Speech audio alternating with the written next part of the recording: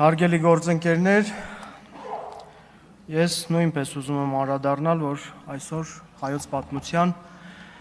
խայտառակ էջերից մեկն է, երբ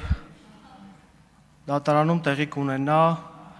Գարեգին երկրորդ ամենայն հայոց կաթողիկոս եւ Գերագույն հոգևոր խորհրդի անդամ 6 եպիսկոպոսների քրեական գործի նախնական դատալսումները։ Սա իսկապես խայտառակություն է մեր պատմության մեջ, որովհետև պետությունը չպիտի մասնակցություն ունենա հայ առաքելական եկեղեցու գործերին։ Եվ այս ամիսների ընթացքում մենք բազմաթիվ անգամներ մեր հայրենակիցներին տեղ ենք հասցրել այս ուղերձը,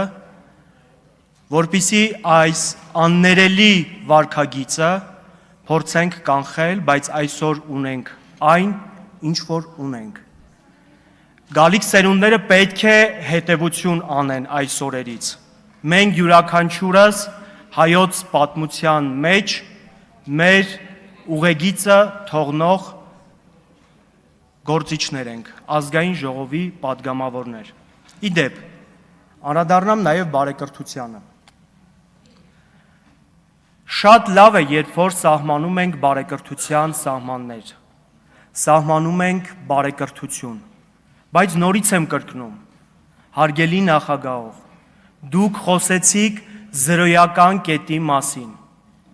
Ես առաջարկեցի քննարկել բարեկրթության չափանիշները եւ սահմանել, թե որն է այդ բարեկրթությունը։ Որովհետեւ ինձ մոտ տպավորություն է այստեղ նստած, որ չեն պահպանվում այն չափանիշները, որը որ դուք եք պատկերացնում։ Եվ առնվազն ձեր գործընկերների կողմից այդ չափանիշների մասով լուրջ խախտում կար։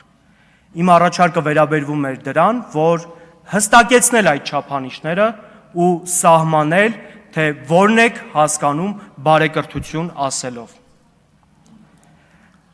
Արամ Վարդևանյանի թեկնածությունը, կարծում եմ, բացառիկ թեկնածություն է, որ պետք է 9-րդ գումարման ազգային ժողովում լիներ։ Մենք տեսանք երեկ Արամ Վարդևանյանի կողմից մաստեր կլաս, մոտավորապես 5 ժամ,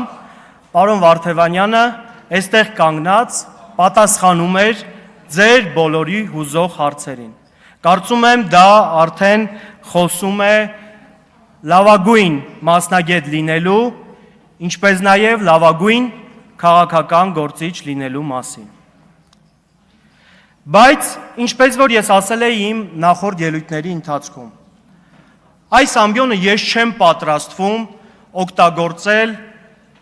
ինչ-որ վեճերի, ինչ-որ, չգիտեմ,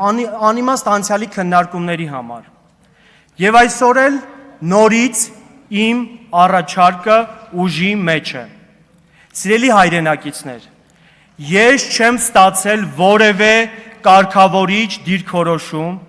քաղաքացիական պայմանագիր խմբակցության կողմից Լորվան մարզի Գյուլաքարակ համայնքում գյուղ տեխնիկայի շահագործման հետ կապված։ Սա արձանագրենք։ Տիկին Արփիդավոյան, խնդրեմ մի քիչ հարգանքով, ամենայն դեպս ես հարգանքով եմ ձեր նկատմամբ, ձեռքի շարժումներով կամ դեմքի արտահայտություններով առհամարական ու կամ իմիջայլոց չեմ վերաբերվում։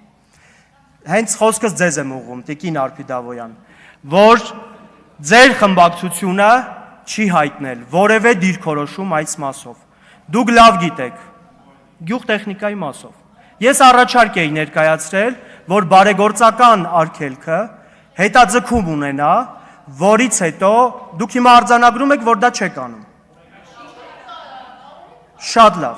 Շատ լավ, ես հասկացա ձեր դիրքորոշումը, բայց կարելի էր նաև դա քննարկել ընդմիջումների եւ ես առաջարկ էի ներկայացրել, բայց ոչ մի ձեր կողմից չեղավ դիրքորոշում, թեկուզ քննարկման տարբերակով քննարկել ու հասկանալ, որպիսի գյուղ տեխնիկան մենք կարողանանք օգտագործել։ Ես մի ուրիշ հարց եմ բարձրաձայնելու, հիմա այդ հարցն էլ հասկանանք ոնց են կարգավորում։ Խնդիր չունեմ, պարոն Աբրամյան։ Հաջորդը, Եթե խոսում ենք խնդիրների մասին, նորից եմ կրկնում, այստեղ խոսենք խնդիրների մասին, խոսենք ավելի կառուցողական դաշտում, որովհետև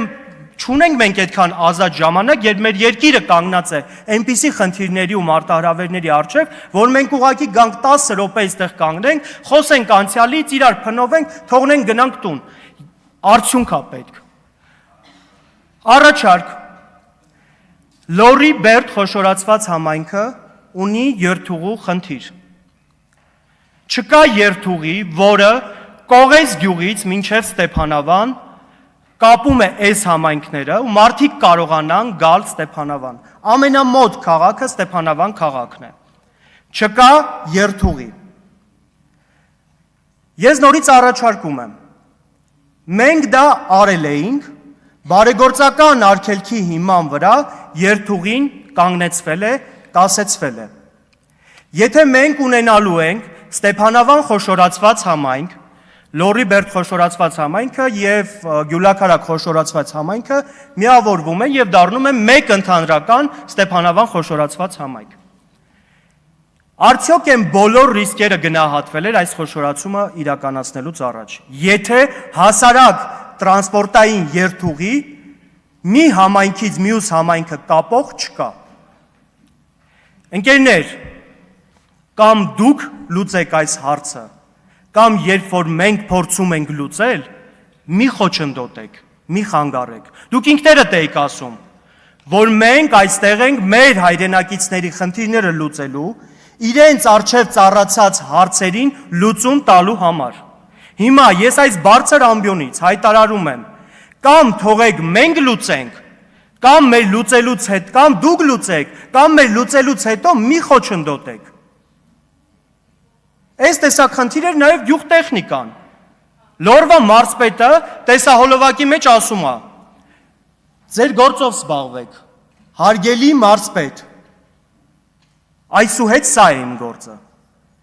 Այսուհետ մարզերում շրջայցեր կատարելով, մեր հայրենակիցներին լսելով, իրենց հարցերը բարձրացնելով, դրանց լուծում տալն է։ Դուք ձեր գործով չեք զբաղվում։ Հիշատակում եք, որ Լորի Բերտ խոշորացված համայնքը ունի 2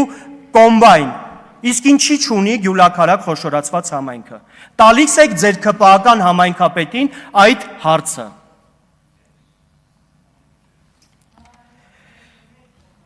Նաև ասում եք, որ զգույշ մնացեք ձեր շրջայցերի ժամանակ չհայտնվեք այլ երկրի տարածքում։ Արձանագրեցինք, որ այլ երկրի տարածքում հայտնվելու պատասխանատվությունը կամ մեղավորությունը ոնց կուզեք դասավորեք, դա ձերն է։ Հաջորդ շաբաթ շրջայց ենք ունենալու սահմանամերձ մարզերից մեկը, կամ կլինի Տավուշ, կամ կլինի Սյունիք։ Ունենք այդ ռիսկը այլ երկրի տարածքում հայտնվելու։